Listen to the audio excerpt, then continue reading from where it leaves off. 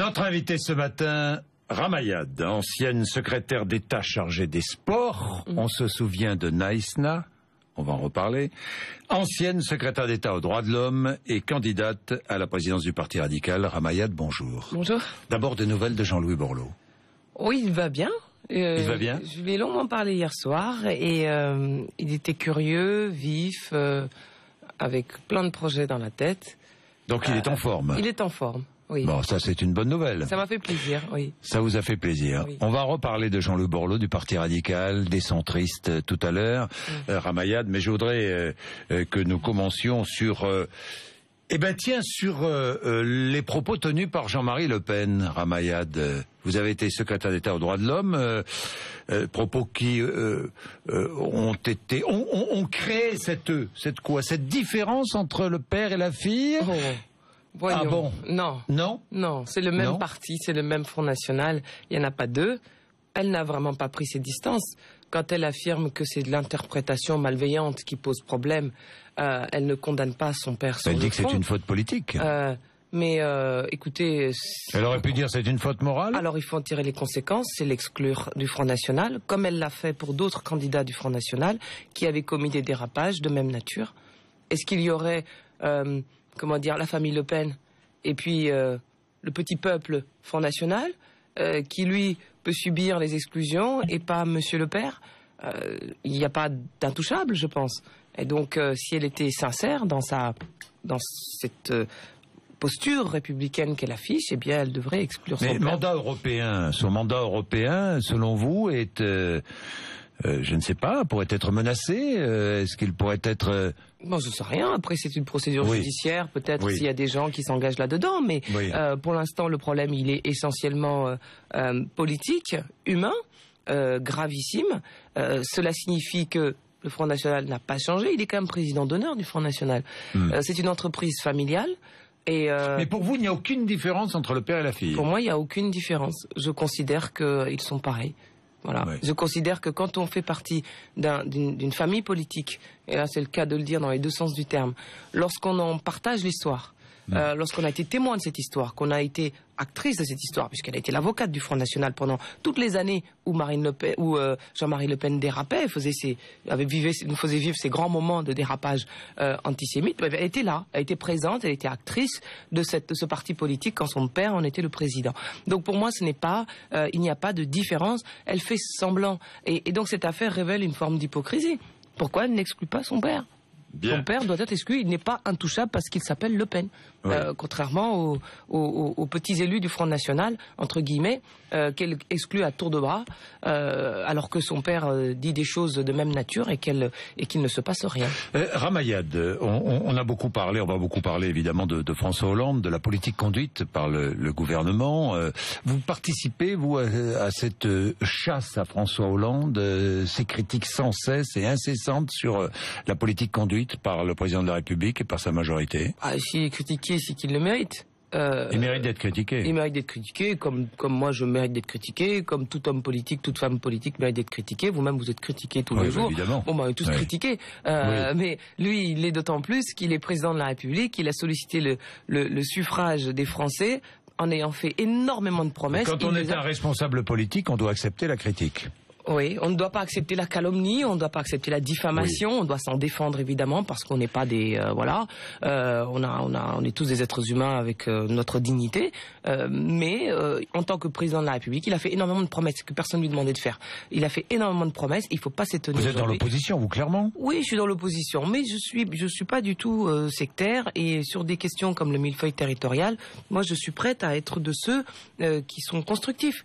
C'est-à-dire, on a vu qu'à l'UDI par exemple, nos présidents de groupe à l'Assemblée, au Sénat, Françoise Zocchetto et Philippe Vigier sont allés rencontrer Manuel Valls, ses autorités, pour discuter de cela de manière très sereine.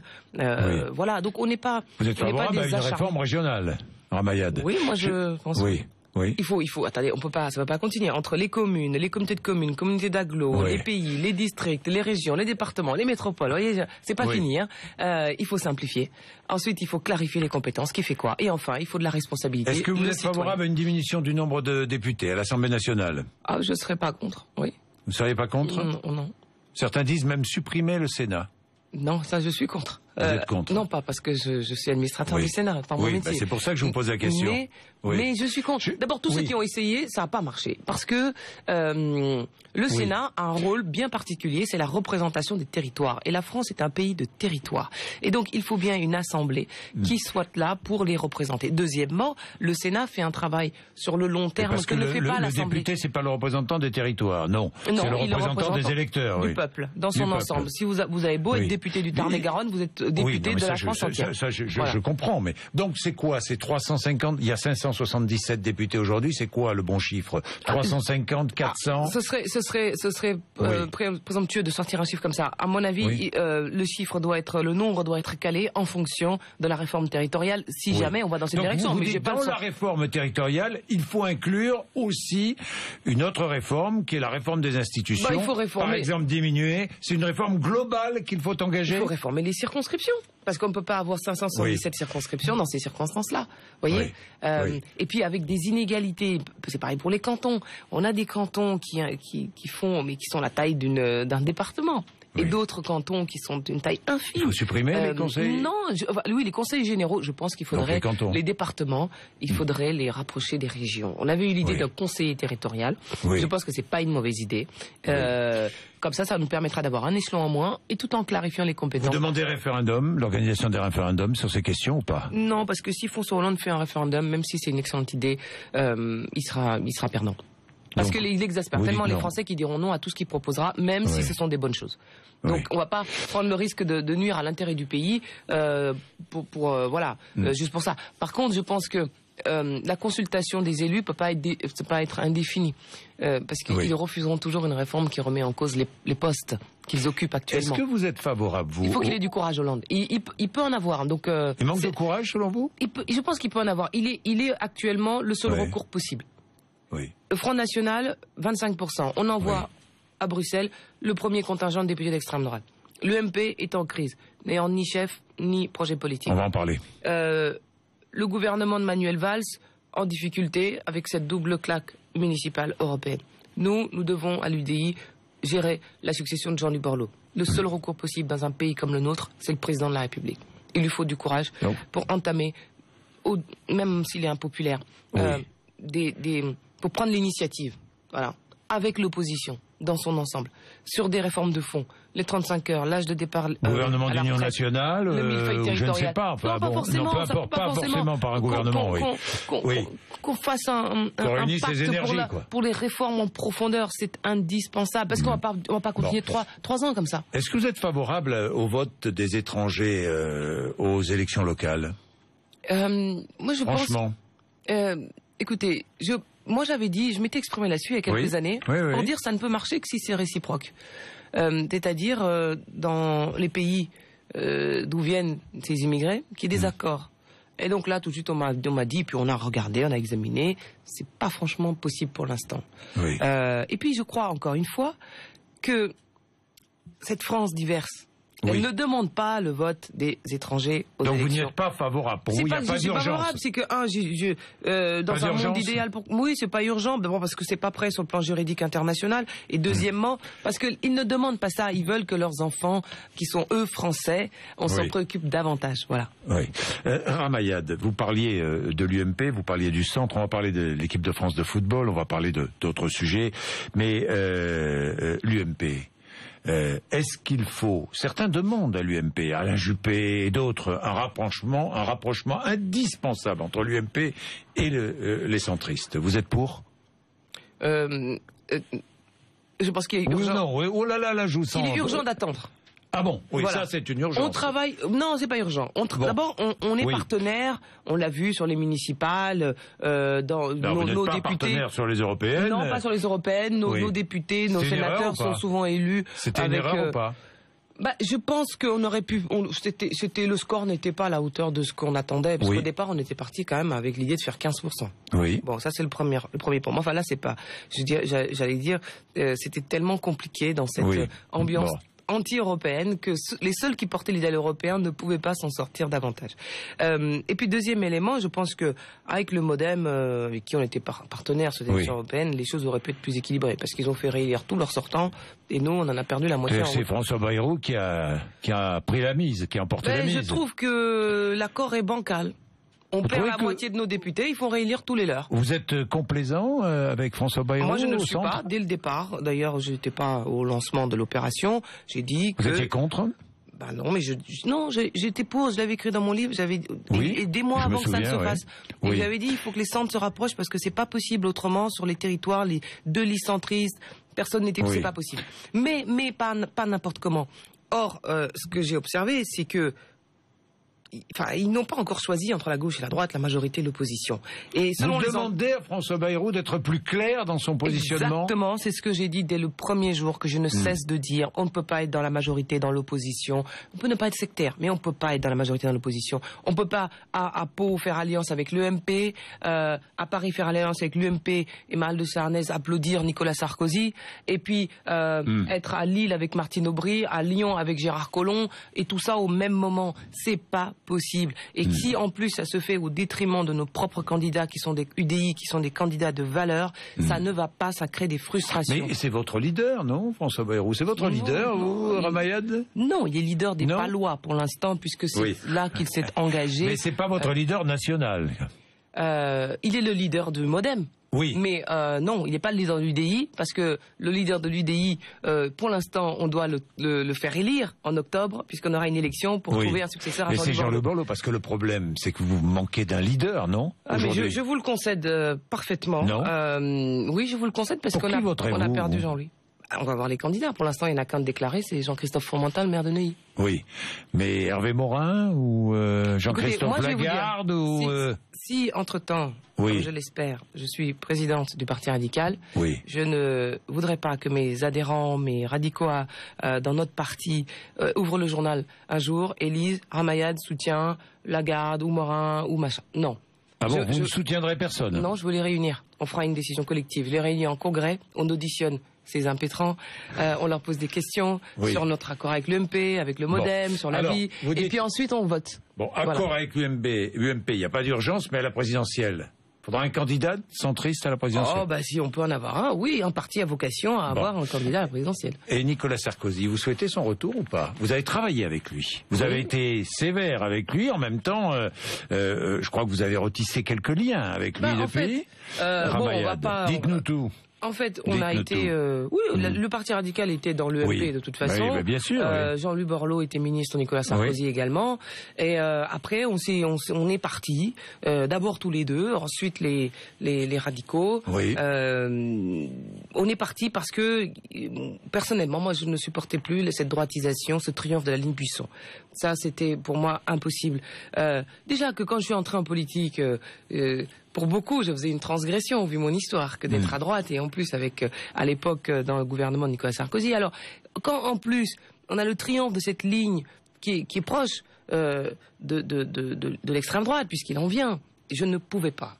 Et c'est pour ça que j'ai fait partie de ceux qui, effectivement, l'ont payé au prix fort, où j'ai eu un candidat UMP en face de moi, j'ai démissionné de mon poste d'ambassadeur. Mais aujourd'hui, revenir... Vous souhaitez le retour de Nicolas Sarkozy ou pas? Je vous dis tout ça parce que... Non, mais c'est pas... Ça se fait pas. Mais non, mais dites-moi. Mais ça se fait pas à la tête du client, ça dépend de son projet. Est-ce que vous souhaitez ce retour ou pas? Mais ça dépend ce qu'il a proposé. Mais je n'ai pas à souhaiter. Mais c'est le projet politique qui compte. Et en plus, c'est les radicaux qui décideront. Et moi, je leur dirai, mais réunissons-nous encore une fois pour choisir le candidat. Mais moi, je veux dire... Je lui suis reconnaissante de m'avoir nommé ministre, mais je suis en désaccord total avec la manière dont il a fait évoluer l'UMP entre 2010 et 2012, ce qui a conduit à sa défaite. Si c'est cette ligne-là, non, parce que cette ligne-là, c'est pas la bonne. Bon. Et non seulement parce qu'elle conduit à la défaite, mais sur le plan moral, c'est pas la bonne. Bon, vous frottez les mains quand vous voyez ce qui se passe à l'UMP ou pas là? Ça vous désole, ça? Oui, plutôt, ça me désole parce que... Ça vous surprend d'abord? Ce qui m'a surpris... Big Malion, ça vous surprend franchement? Ce qui m'a surpris, c'est la violence et la rapidité avec laquelle Jean-François Copé a été débarqué. C'est-à-dire que la vie politique, des fois, elle est terrible. Oui. Et il y en a un système politique en inertie, qui bouge pas, qui ne change pas, où Oui. c'est les mêmes, qui disent la même chose depuis tellement longtemps. On a tellement de mal à faire arrêter le cumul des mandats, etc. Et là, en 2 heures, ils ont décapité l'UMP. C'est une violence. Bon, ça c'est la première chose qui m'a frappé. La deuxième chose, c'est qu'on a eu le sentiment que c'était eux qui avaient perdu ils les ont perdus. Mais enfin, ils n'étaient pas les seuls. Et on en a oublié François Hollande et la sanction de son action. Et troisième élément, sur le fond du dossier, cette affaire est grave. La justice dira si c'est vrai, si c'est pas vrai. Bon, enfin, il y a déjà eu des aveux du directeur de cabinet de Jean-François Copé. Maintenant, sur le plan général, je pense qu'une démocratie comme la nôtre a besoin d'une opposition forte. Et nous n'avons pas à nous réjouir d'une UMP en lambeaux. Voilà. Ramayad, vous vous souvenez de Naïsna? Oui. Il y a 4 ans. Hein, on va entrer dans la Coupe du Monde, là, 2014, 2010, c'était terrible. Est-ce que vous avez tout raconté? Non, mais est-ce que vous avez tout raconté Oui. Ce que vous avez vécu là-bas? Ah oui, j'ai été boycottée, ça j'ai raconté. Oui, j'ai raconté. Ah non, j'ai tout raconté dans mon dernier livre, parce que là c'est un livre où je racontais les coulisses, donc les sur coulisses, le moment non. Sur le moment non. Non, parce qu'il fallait pas en rajouter. Ça... Mais pourquoi on ressasse comme ça? Non, mais c'est pas qu'on ressasse, c'est parce que c'est pas on ressasse pas. C'est qu'il faut effacer. C'est que maintenant on est à la Coupe du Monde 2014. Ah bah c'est une nouvelle ère, c'est une nouvelle génération. Ces garçons font plaisir à voir. Rappelez-nous, vous étiez allé rencontrer les joueurs. Oui, mais ils sont passés avant moi. En fait, pour combler le fossé qu'il y avait à l'époque entre l'équipe de France et les Français, je leur ai dit, faites un geste humain vis-à-vis notamment des Sud-Africains de Naïsna, où vous alliez être accueillis, en leur laissant un héritage, comme on dit là-bas, c'est-à-dire un terrain de football pour les enfants. Et alors? Voilà. Et donc on avait financé ce terrain et on devait l'inaugurer ensemble. Oui, je me souviens. Et donc quand je suis arrivée, ils étaient déjà partis. Vous n'avez rien inauguré du tout. Mais si je l'ai inauguré quand même. Non, mais vous l'avez inauguré sans les joueurs. Oui. Bon, sans les joueurs. Et puis Roselyne Bachelot est arrivée tout de suite pour, je sais pas pourquoi. Pourquoi je sais pas non plus. Ah, vous étiez sa secrétaire d'État. Pas du tout. Mais c'est vrai qu'à l'époque c'était un peu tendu. Mais après, je peux vous assurer que une fois à Paris, mais plus que tendu même. J'ai travaillé pour que nous fassions des États généraux du football, qu'on reconstruise. Et c'est là où effectivement le président est parti. C'est là où on leur a demandé de rendre les primes. C'est là où on a décidé de connecter davantage cette équipe de France et le football professionnel avec les amateurs qui doivent lutter tous les jours pour conduire les petits le dimanche, notamment au football, qui doivent payer eux-mêmes les maillots, payer les transports, c'est horrible. Et quand on voit que les joueurs avaient des primes sans avoir vraiment joué et dans les circonstances de grève, c'était indécent. Et c'est la raison pour laquelle on a voulu rapprocher les amateurs des professionnels, notamment par une aide financière. Bon, Ramayad, dernière question. Est-il vrai que vous avez demandé à ce que le ministère vous offre le voyage au Brésil pour aller assister à la Coupe du Monde? C'est vrai ou pas ça? Non, c'était de l'ironie comme vous savez bien. Mais d'abord, je suis en plein plaisir parce que je l'ai dit sur cette antenne.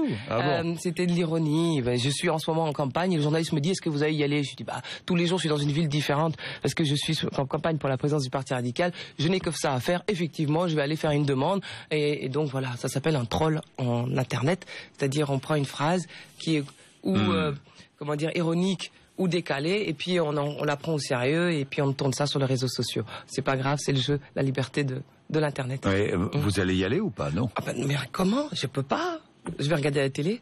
Oui. Je ne peux pas. Vous savez, quand j'ai 1 heure, je passe avec mon petit bébé. Donc, j'ai déjà beaucoup de mal en ce moment. Alors, non, j'ai pas malheureusement le temps, mais j'essaierai dans la lucarne d'en voir un peu. Ramayad, vous avez pensé à un moment donné ou à un autre à arrêter la politique, vu la violence de ce monde? Remarquez, on va pas vous plaindre, hein, vous l'avez choisi. Oui, et puis on va pas leur laisser. Hein? Qu'est-ce que vous n'allez pas leur laisser? La démocratie a besoin d'hommes, de femmes, de jeunes, de profils différents, de gens qui sont sincères parce qu'elle n'arrive pas à se renouveler, la classe politique française. Je vous assure que j'ai gardé ma sincérité. Mais elle ne se renouvelle pas, la classe politique française. Pourquoi je candidate pour la présidence du Parti radical, par exemple? Pourquoi? Je pourrais rester dans mon coin. Pourquoi? C'est parce que je veux que nous incarnions quelque chose de nouveau, nous, le plus vieux parti de France. Parce que je veux que de là on puisse émettre des idées nouvelles. Et il y a des idées nouvelles dans ce parti. Je veux que sur la laïcité que les radicaux historiques ont inventée, ont apporté à la France, on le reprenne à Marine Le Pen. Parce que c'est elle qui défend ça aujourd'hui. Et c'est pas normal.